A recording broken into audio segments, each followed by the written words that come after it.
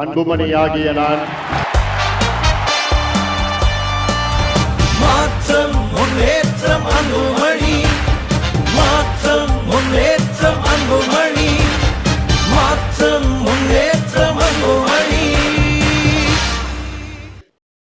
தமிழ்மணி சாரோட கோணத்துக்கு சார் பல காட்டமான அம்சங்களை திரு சூர்யா சேவியர் சொல்றார். நீங்க முரண்படக்கூடும்.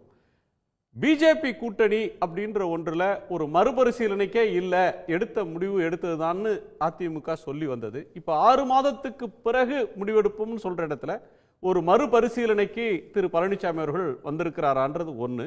வந்திருக்கிறாருன்னு தான் சார் புரிஞ்சுக்கணும். நான் மறைச்சிக்கிறச்செல்லாம் எப்போ எந்த காலத்துலையும் பேசுறது இல்லை.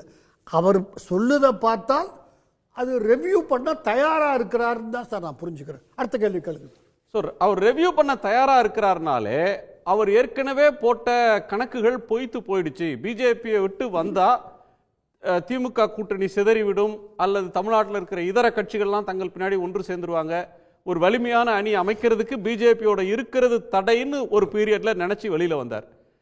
பிஜேபியால் தோற்றோம்னு அவங்க தலைவர்கள் சொன்னாங்க. அங்கிருந்து ஏன் ரிவர்ஸ்ல போறது, அல்லது அங்கிருந்து ரீதிங்கிங் எங்க இருந்து சார் வருது? 50 விவாதத்தில் பதில் சொல்லிட்டேன், உங்ககிட்டயும் 4 தடவை சொல்லிட்டேன். தப்பு இல்லை, கேட்டுட்டீங்க பதில். சார் 2023 செப்டம்பரில் சொன்னார் அவர், ஒட்டும் இல்லை உறவும் இல்லைன்னு அதிமுக சார்பாக. அது அப்போ சொல்லப்பட்டது பாராளுமன்ற தேர்தல்.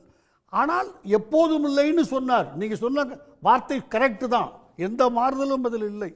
ஆனால் இதற்கு பிறகு இன்றைக்கு தமிழகத்தில் ஒரு புது மாற்றம் இருக்கிறது. என்ன மாற்றம் சார்? தாவேகா என்கிற ஒரு கட்சி எப்படி வந்தது என்பது வேறு. வந்துட்டது 18 வயதிலிருந்து 40 வயது வரை உள்ள பெண்கள் வாக்களிக்க நான் உணர்கிறேன். நீங்கள் மற்றவங்க ஏற்றுக்கிறேன்னா நான் கவலைப்பட, என்ன கேட்டீங்க நான் உங்களுக்கு பதில் சொல்லிக்கிட்டு இருக்கிறேன். தயாராக இருக்கிறாங்க. அந்த சூழ்நிலையில் நான் அன்னைக்கு சொன்னது தான் நான் காப்பான்னு சொல்லிக்கிட்டு இருக்க முடியாது. எனவே இன்னும் அவர் கூட்டணி வைப்பேன்னு சொல்லலை. இந்த கேள்வியை அது எவ்வளவு அலட்சியமாக பாஜகவாவது கீஜாக்காவது பயந்து கீந்து பதில் சொல்ல இருந்தாலும், நீங்கள் சொன்ன மாதிரி பயன்ட்டார் கேட்டார் ஆடி போயிட்டாருன்னா பவ்யமா பதில் சொல்லிருப்பார். யாரும் சொல்லி சார் பயந்துட்டாரு ஆடி போயிட்டாருன்னு. அப்படி இல்லை சார், அவர் கூட்டணி நோக்கு என்பது அதே கெத்தில் பேசுறாரு. பாஜகவாவது கீஜாக்காவது அதெல்லாம் 6 மாதம் கழிச்சு கேளுங்க பதில் சொல்கிறேன். எனவே வைக்க வாய்ப்பு இருக்கா இல்லவே இல்லையான்னா மறுக்க முடியாது சார், வைக்கலாம். அதை நான் கன்சீடு பண்ற ஒரு பார்வையாளரா எனக்கு சந்தேகம் இல்லை. ப்ராபபிள் அலைஸ் அப்படின்னு ஒரு கணக்கு எடுத்துக்கிட்டோம்னா, ஒன்று பாஜக, இன்னொன்று பாமக. வாக்கு வலிமை அப்படின்னு எடுத்துக்கிட்டிங்கன்னா வட தமிழ்நாட்டில் பாமக, அதுக்கடுத்து தமிழ்நாடு முழுக்க ஒரு பரவலான வாக்கு அப்படின்னா தேமுதிக. இவங்களுடைய பழைய அலையன்ஸ். பரவலா சொன்னீங்களா? அதுக்காக அவங்க தலைமையில கூட்டணி அவங்க சொல்றாங்க.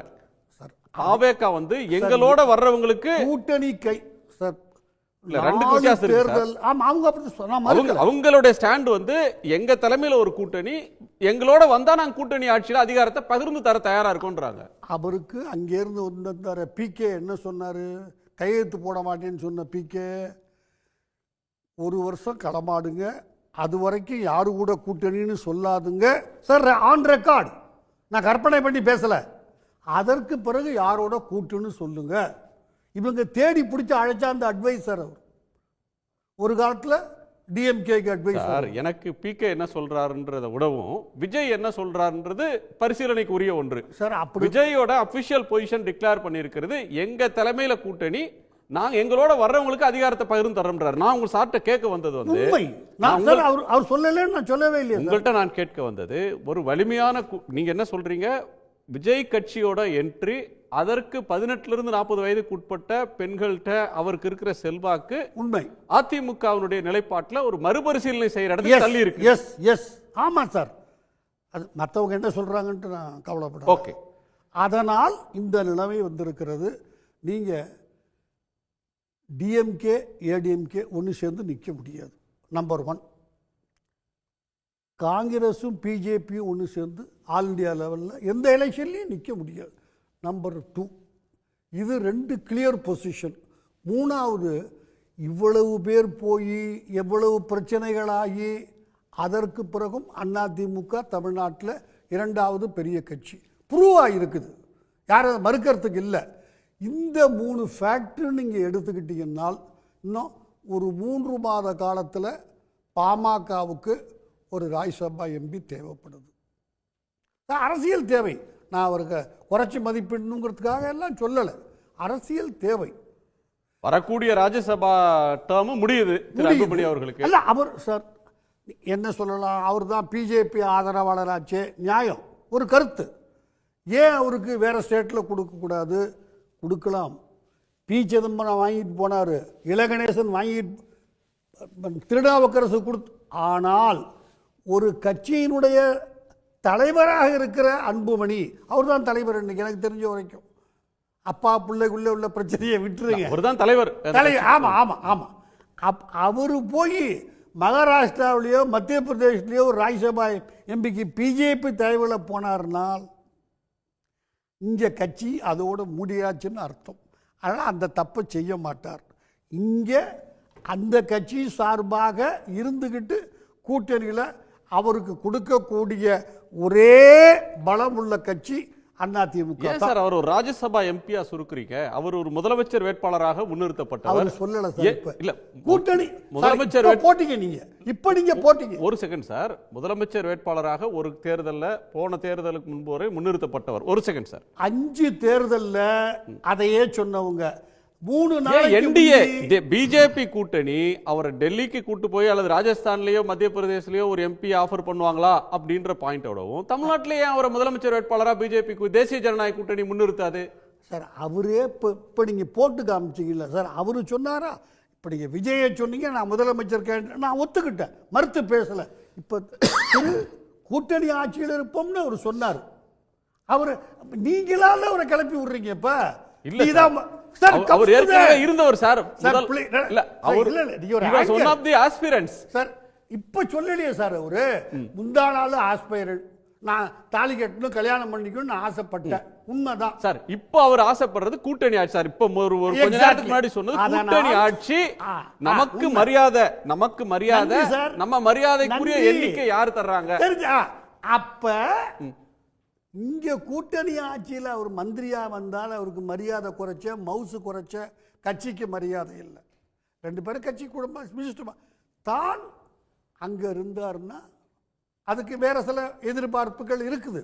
எனவே இன்னைக்கு அவருக்கு அரசியலில் ஆதரவு கரம் நீட்டக்கூடிய ஒரே வலிமை உள்ள கட்சி அதிமுக. அவருக்கு ராஜ்யசபா சீட்டு வந்து அவர் தமிழ்நாட்டிலிருந்து தேர்ந்தெடுக்கப்பட்டு போனாதான் அவருக்கு ஒரு வேல்யூன்றீங்க.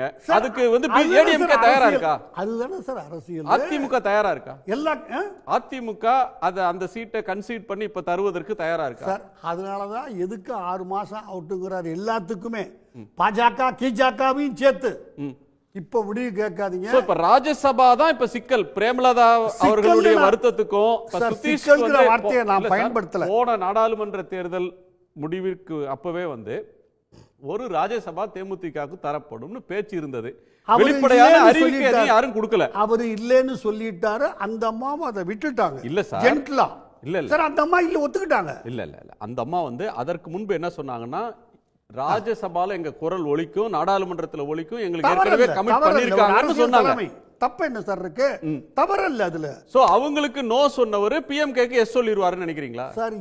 அரசியல்ல எது ஆதாயம் தான் சார் கணக்கு. எனக்கு ஏன் சார் அரசியல் இருக்கு சித்தப்பார் பையனா போகணும். சோ யாரால எனக்கு ஆதாயம்? சோ சட்டமன்ற தேர்தலுக்கான கூட்டணிக்கான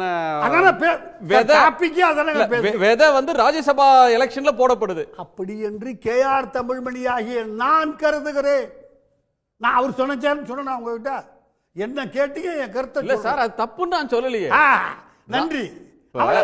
இல்ல சார், சார் பலவித பிரச்சனைகள் இருக்கு. ஒண்ணு இது செட்டில் ஆயிடுச்சுன்னா ராஜ்யசபாவில் ஏடிஎம்கே இருக்கிற 2 எம்பி அந்த யாருக்கு கொடுக்கிறார்ன்றது வந்து வருங்கால சட்டமன்ற தேர்தலை முடிவு பண்ணி முடிவாகும் சார். பல நேரங்கள்ல அரசியல் அப்படித்தானே சார். என்ன சார் தப்பு? அதுல தவறுன்னு யாரும் சொல்லல சார். உங்க புரிதலை தான் கேட்கிறேன் சார். கரெக்டா தான் புரிஞ்சுக்கிட்டு இருக்கீங்க. உங்க புரிதல் தவறல்ல. தமிழ்மொழிக்கு நீங்க தவறாகவும் புரிஞ்சுக்க மாட்டீங்க. அல்ல அது செட்டில் ஆயிடுச்சுன்னால் ஜூலையில் தாவேகா செட்டில் ஆயிடும். புரியல சார். அதுக்கு அவங்களுக்கு ஏதாவது ராஜ்யசபா இருக்கா சார்? இல்ல சார், அவங்களுக்கு தமிழ்நாட்டில் ஒரு சபா இருக்கு சார், சட்டசபான்னு பேர் இருக்கு. அதுல அவங்க அங்க வரணும். ஓகே. அது ஒரு துணை முதலமைச்சர், அவர் நம்ம போப்பட தான் சார் சொல்றேன், துணை முதலமைச்சர் அவர் குறைஞ்ச வச்சா ஆசைப்படுறாரு திரு விஜய். மற்ற விஷயங்களை விட்டுடுங்க, ஓரளவுக்கு குறைஞ்சது 10% வாக்கம் இன்னைய தேர்தல் என் கணக்குப்படி இருக்கு அவங்க கிட்ட.